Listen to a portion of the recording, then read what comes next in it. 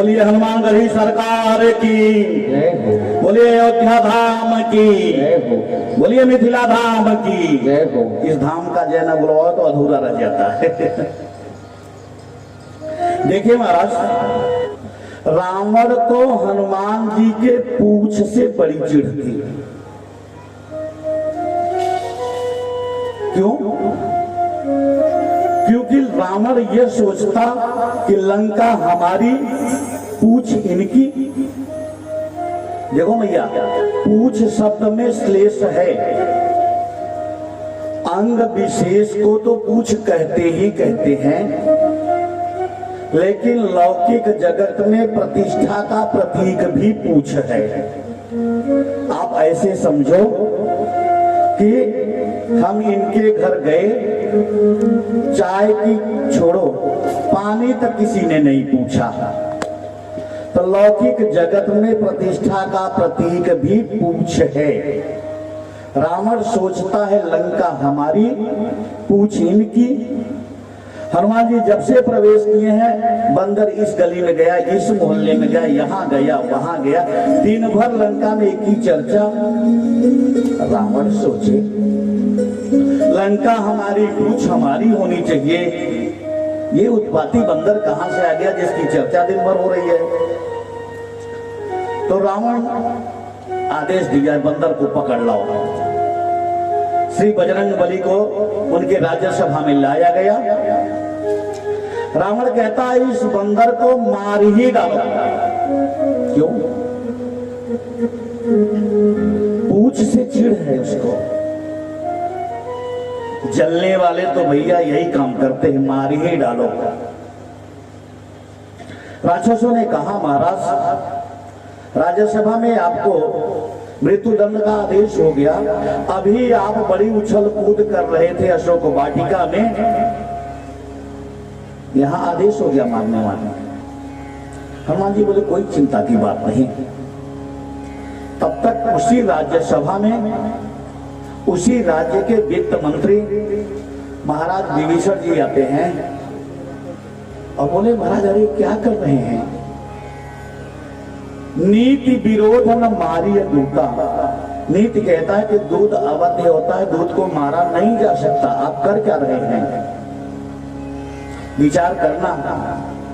जो रावण अनीति से माता जानकी का हरण कर लिया, आज उसी के राज्यसभा में नीति की चर्चा हो रही है। नीति विरोध न मारिय दूता।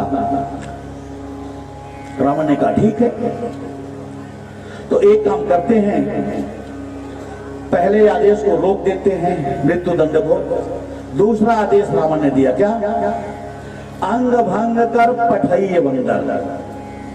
बंदर के अंग भंग कर दिए जाए। हनुमान जी ने सोचा बड़ा विचित्र राजा है, अंग भंग कर पठइये बंदर तो कह रहे हैं, लेकिन अंगों का नाम नहीं बताया गया। महाराज कौन सा अंग भंग किया जाएगा? हनुमान जी को लगा कि ये तो कुछ भी आदेश कर देता था। अगर अंग भंग में इसको याद आ जाए अपनी बहन सुगुणखा तो ये आदेश दे देगा ना कि बंदर के नाक कान काट डालो। तो हनुमान जी सोचते हैं कि भैया इन विकारों के, इन राक्षसों के हाथ से नाक कान कटवा के जाना तो ठीक नहीं है। परमात्मा ने हमें भेजा है तो क्या हम इन विकारों के हाथ नाक कान कटवा के जाएं? और श्री हनुमान जी को ही नहीं, हम सभी को परमात्मा ने भेजा इस धराधाम पे, तो क्या हम काम क्रोध मद मत्सर लोभ इन विकारों के हाथ नाक कान कटवा के जाए परमात्मा के साथ? उनके स्थान पे ऐसे जाएंगे? तो हनुमान जी सोचते हैं कि ये तो ठीक नहीं है। ये सोच ही रहे थे, तब तक उनको याद आ गया कि नाक बच जाए कान बच जाए। पीछे देखे पूंछ लटक रही थी, पूंछ को सोचे ये कट जाए कोई फर्क नहीं है, नाक कान कटने ना पाए।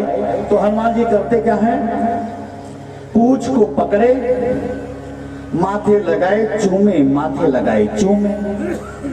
रावण जो देखा बोला वो बंदर को कोई अंग याद नहीं आया, सिर्फ पूछे। रावण समझ गया बस बस बस, यही कर ममता पूछ पर सबई कहो समझाए।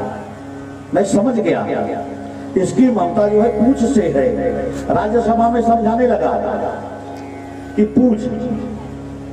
हनुमान जी सोचे कि चलो अब तो अकल कुछ आई, अब तो अकल।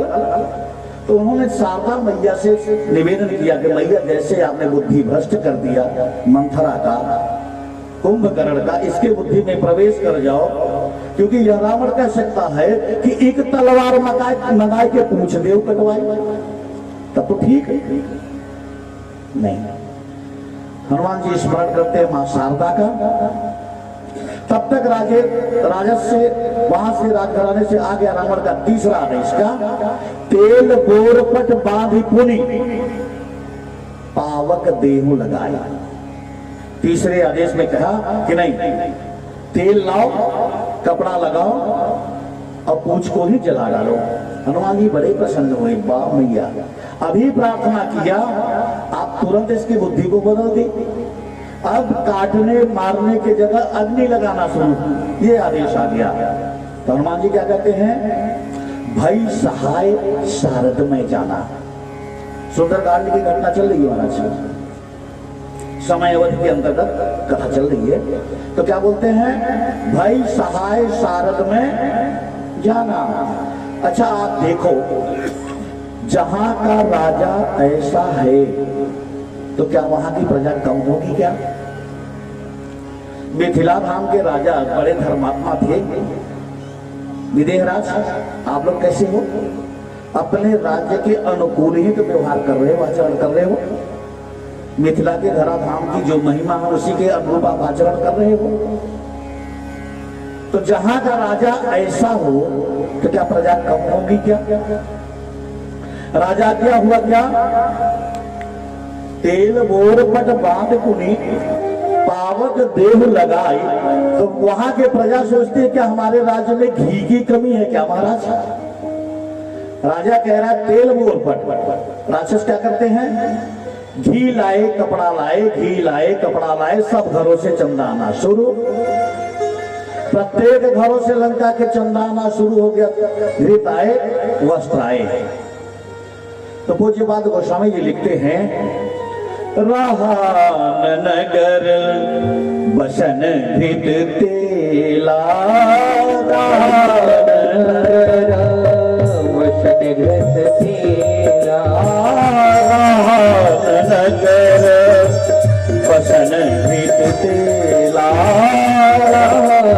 नगर वसन घृत तेला, पाड़ी पूछ इन कभी खेला, पाड़ी पूछ कीन कभी खेला, राहन नगर बसन घृत तेला, राहन नगर बसन घृत तेला, पाड़ी पूछ इन कभी खेला, पाड़ी पूछ कीन कभी खेला। नगर में सब समाप्त हो गया है। क्या क्या? वसन घृत तेल तीनों समाप्त हो गया। लेकिन कैसे? क्रम आप देखिए, गोस्वामी जी लिखते हैं, राहन नगर वसन, वस्त्र नहीं रह गया लंका में, और क्या नहीं रह गया? घृत। जब लंका का घृत समाप्त हो गया तो राक्षस गए राज्यसभा में रावण को बताए, महाराज घी तो समाप्त। रावण बिगड़ था कि महाराज आप लोगों को बताया किसने था, घी के लिए किसने कहा था, कौन आदेश दिया था? लंका वासी बोले, महाराज हम सोचे क्या हमारे लंका में घी की कमी है क्या? बोले दुष्टों जाओ, तेल है? हाँ तेल है। जाओ जाओ बंदर के पूंछ में तेल लगाओ, वस्त्र लगाओ, तेल लगाओ, वस्त्र लगाओ। तब पूज्यपाद गोस्वामी जी लिखते हैं कि राहन नगर बसन घृत तेला। हनुमान जी सोचते हैं कि ये सब तो कहानी ठीक चल रही है, लेकिन एक बार नगर देख लेते तो ज्यादा आनंद आता। भाई लंका नगरी कैसी है देखने की उत्सुकता श्री हनुमान जी में होती है, जैसे हम आप मिथिला को देख रहे हैं। तब तक रावण का आदेश आ गया, क्या बंदर को नगर में घुमाया जाए। बंदर को हनुमान जी ने सोचे बहुत सुंदर बात है, क्या इसी बहाने नगर दर्शन भी हो जाएगा। जिन जिन घरों से चंदा प्रसादी आया है, तेल का, वस्त्र का, घी का, उन मकानों भवनों को भी दर्शन कर लेंगे महाराज। किन किन घर से चंदा आया हुआ है, क्यों? क्योंकि कथा के बाद प्रसादी भी तो देनी है।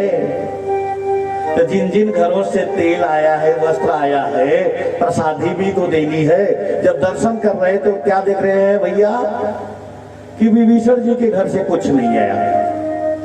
विभीषण महाराज जी के घर से कुछ चंदा आया ही नहीं। बोले जब इनके घर से कोई चंदा नहीं आना तो इनको प्रसाद भी नहीं देना है। उलट पलट लंका सब। इस बीच एक बड़ी घटना, आप थोड़ा विचार करना। मेरी मां जानकी उसी लंका में है। इतने दिनों बाद कोई सुध लेने वाला बजरंगबली के रूप में उनके पास गया। अब मैया बड़ी प्रेम करती हैं बालक से, क्या कह देती हैं? हनुमान जी को पुत्रवत व्यवहार करती हैं। लेकिन उस माँ के ऊपर क्या बीता होगा, क्या गुजरा होगा, थोड़ा सा विचार करिए। जो उसका लाला अभी फल खाने के लिए गया, कुछ देर बाद समाचार आया कि राक्षसों से युद्ध हो गया। मैया तो घबरा गई। इतने दिन बाद कोई मेरा मिला, वो भी संकट में पड़ गया। कुछ समय बाद फिर खबर आया कि युद्ध बड़ा भयानक हो गया। राजकुमार के साथ युद्ध हो रहा है, अक्षय कुमार के साथ, और अपने बजरंगबली जो है अक्षय कुमार को ही मार डाले हैं, राजकुमार को ही मार डाले हैं। अब मैया और घबरा गई, क्योंकि रावण के प्रकृति को वो जानती थी, ये बेकार छोड़ेगा नहीं राक्षस। मेरा लाला तो बड़ा संकट में पड़ गया। कुछ देर बाद फिर समाचार आया, कह रहे वो जो नगर में बंदर आया है उसको तो मेघनाथ बांध करके राज्यसभा लेके गया। सोचना जानकी जी के हृदय पे क्या बीत रहा होगा। मैया स्वयं इतना कष्ट झेल रही थी और एक लाला भी मिला तो इस अवस्था में चला गया बेचारा। कुछ समय बाद राज्यसभा से समाचार आया कि लंका रावण ने आदेश दे दिया कि इस बंदर को जला ही डालो। और राक्षस स्वीकार करते क्या है? मारही चरण करही बहुहासी। राक्षस स्वीकार हमारे भगवान जी को, हनुमान जी को चरणों से प्रहार करते हैं और इनकी हंसी उड़ाते हैं। लेकिन धन्य है बजरंगबली, क्या सब बर्दाश्त कर लेते हैं। कौन? अतुलित बल धामम हेम शैलावदेहम। जो अतुलित बल के धाम है आज सब कुछ बर्दाश्त कर रहे हैं। क्यों? एक ही कारण है, लाला का कार्य करने आए हैं। कीन चहु निज प्रभु कर काजा। राघव के कार्य को करने के लिए आए हैं, इसलिए अपने कोई मान सम्मान प्रतिष्ठा कुछ भी नहीं महाराज, मेरे लाला का कार्य हो जाए बस इतना। कथा चल रही ना 9 दिन की आपके, विषय बदलते रहते हैं, विचार सामने आते रहते हैं, लेकिन नहीं, न कोई मान न कोई अपमान। क्या? कीन चहु निज प्रभु कर। हम सब आप उसी में लगे हैं। कुछ समय बाद खबर आई कि बंदर के पूंछ में ही आग लगा दिया गया। अब तो और मैया चिंतित हो गई कि लाला को जला रहे हैं राक्षस। बाद में समाचार आया कि लंका में आग लग गई। मां घबरा गई कि मेरा लाला भी तो लंका के अंदर ही है, और जो अग्नि के प्रज्वलित हुई थी उसकी लपटें बहुत ऊंचाई तक दिखा रही थी। मैया घबरा गई। लेकिन बहुत ही सुंदर घटना इसके बाद क्या हुआ, श्री हनुमान जी स्वयं प्रकट हो गए उसी जगह पे। पूछ बुझाई खोई सम जैसे आए तो क्या हुआ, जानकी जी के सामने हनुमान जी आए। तो मैया तो घबराई थी, लाला को देखी तो बड़ा प्रसन्न। तो हनुमान जी से पूछा कि बेटा ये राक्षसियां कह रहे थे कि लंका में ऐसी ऐसी घटनाएं हो रही थी आपके साथ, ये सत्य है? हनुमान जी ने कहा ऐसा कुछ भी नहीं होता मैया, ये राक्षसियां झूठ बोल रही थी। कह लाला वो राज्यसभा में बंदी बना लिए गए थे। कह मैया कुछ नहीं, किसने बता दिया? कह नहीं राक्षसियों ने बताया। बजरंगबली ने कहा कैसा कुछ भी नहीं है मां। कह बेटा सुना है आपके पूंछ में आग लगा दी गई। हनुमान जी बोले मैया ये राक्षसियों के बारे में आप काहे इतना, ये सब के सब झूठ बोल रही हैं। मैया समझ गई लाला अपने दर्द को छुपा रहा है। बोले बेटा एक चीज है कि अग्नि का जो प्रज्वलन हुआ था उसकी लपटें तो यहां से दिखाई दे रही थी, गांव में आग लगे तो दूर से दिखाई देता है ना। हनुमान जी बोले मैया अब आप इतना पीछे पड़ ही गई हैं, हम एक ही बात कर रहे हैं, ये सब बातें झूठ हैं। न कोई आग लगी, न कोई लगाया, न कोई मतलब की चीज है। ये राक्षस पता नहीं क्या हवन यज्ञ पूजा कर रहे हैं, उसी की धुआं होकर। मां सोची बालक झूठ बोल रहा है। क्यों हनुमान तुमने लंका में आग नहीं लगाई? अब हनुमान जी ने कहा कि मैया जब इतनी बार पूछ ही रही हो तो सच तो यह है कि मैंने अग्नि नहीं लगाई है, लेकिन अग्नि लगा लंका में। कौन लगाया? हनुमान। हनुमान जी बोल पड़े मैया आपने। अब तो सीता माता घबरा गई, लाला क्या कह रहे हो? अरे ये राक्षसियां कल कल बैठी हैं, सुनेंगी तो फिर हमारे लिए और प्रताड़ना का विषय हो जाएगा। राजा को मालूम हो जाएगा कि जानकी जी ने अग्नि लगाया है, तुम्हारा तो जीना मुश्किल कर देंगे राक्षस। और बेटा हम तो इस अशोक वाटिका से बाहर गए ही नहीं, फिर अग्नि हमने कैसे लगा दिया? फिर मैया पूरी बात तो सुन लो। आपके सहयोग से और हमारे प्रभु राम ने आग लगा दिया। अब मैया और घबराई कि लाला कह क्या रहे हो? रघुनाथ तो समंदर उस पार हैं, फिर अग्नि वो कैसे लगा सकते हैं? कह मैया सुनो तो सही, अभी दो ही लोग नहीं हैं, तीसरा भी है मैया आग लगाने वाला। कह कौन? कह आपके साथ रघुनाथ के साथ मेरा बाप भी था उसमें आग लगाने वाला। अब लाला क्या आप पढ़ोगे? चले मरुत 49 प्रकार की हवाएं उस समय चल रही थी महाराज। अग्नि कौन लगाया? तो कहते हैं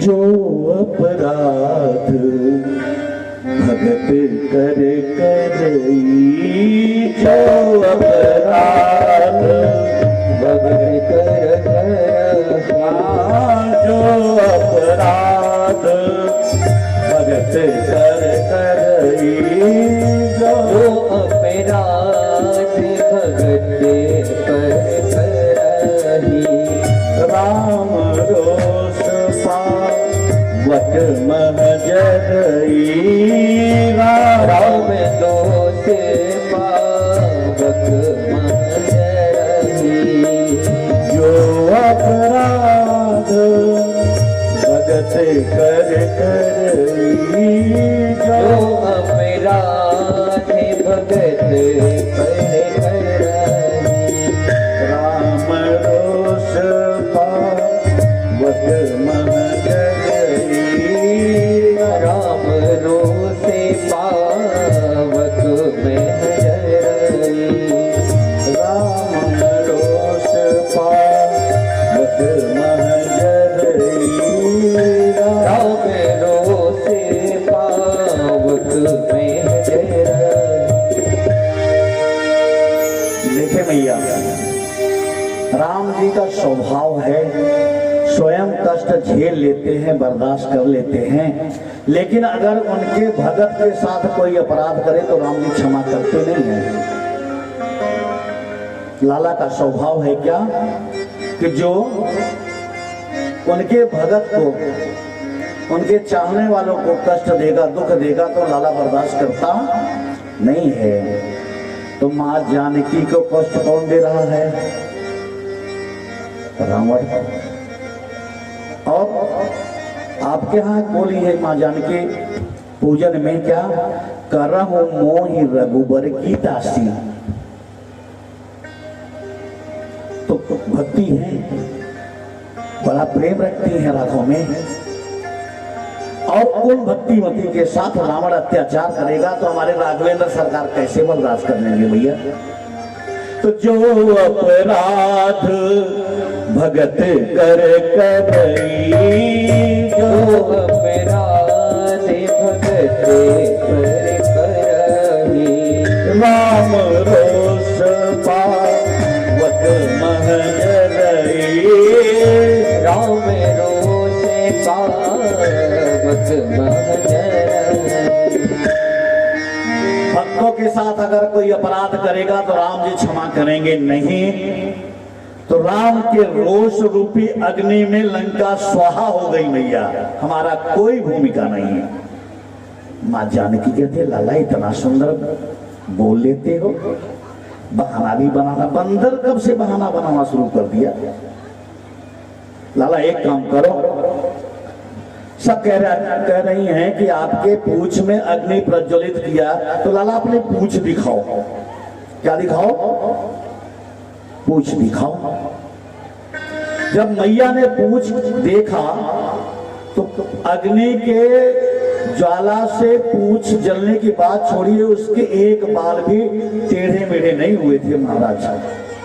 अब मैया घबरा गई कि ये कैसे हो गया, ये कौन सा चमत्कार है।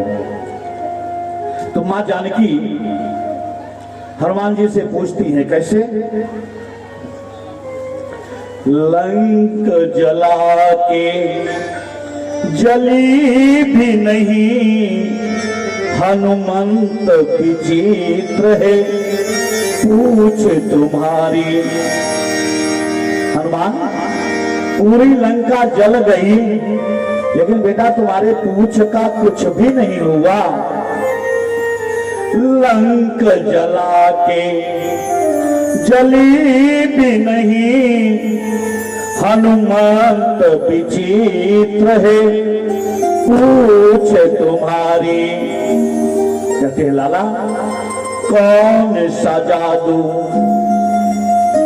कौन सा जादू भरा इसमें, हंसी पूछती है मिथिलेश दुलारी। लाला तुम्हारे पूछ में कौन सा जादू है?